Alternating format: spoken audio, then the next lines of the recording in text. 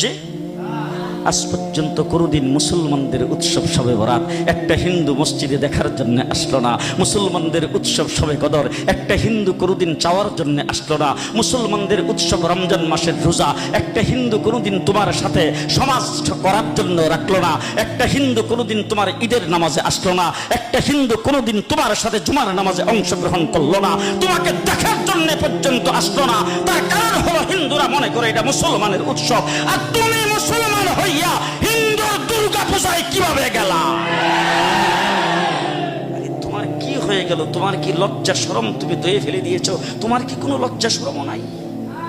তোমার কি কোনো লজ্জা শরম নাই? আবার কি সুন্দর বলতেছো ধর্ম যার যার উৎসব সবাই।